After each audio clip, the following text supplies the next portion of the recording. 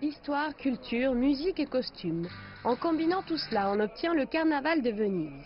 Chaque année, des milliers de visiteurs du monde entier affluent à Venise pour assister aux événements quotidiens qui occupent les touristes pendant le Carnaval, leur laissant à peine le temps de visiter les trésors de la ville. Mais selon les Vénitiens, il ne suffit pas d'assister au Carnaval pour le sentir, il faut participer au Carnaval. L'une des expériences les plus authentiques consiste à se rendre dans un atelier où les costumes sont fabriqués pour en louer ou en acheter.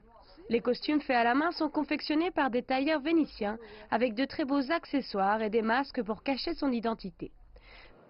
Fabio Momo est le cofondateur de l'atelier Tiepolo qui organise le bal Tiepolo. Au Brésil, il y a de merveilleux spectacles et costumes, mais vous regardez le spectacle.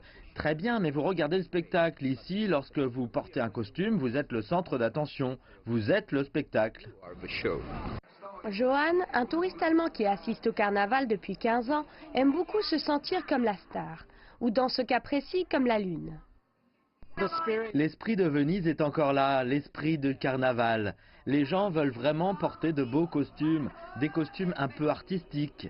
Lorsque vous rencontrez des gens dans la rue, tout le monde est ravi de voir de merveilleux costumes et c'est fantastique. Selon Fabio, les bals qui sont organisés pendant le carnaval sont uniques.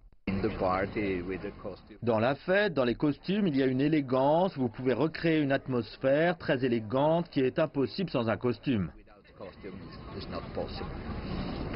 Alors que le soleil se couche à Venise, les rues retrouvent leur calme et les Vénitiens et touristes commencent à se préparer pour les événements de la soirée.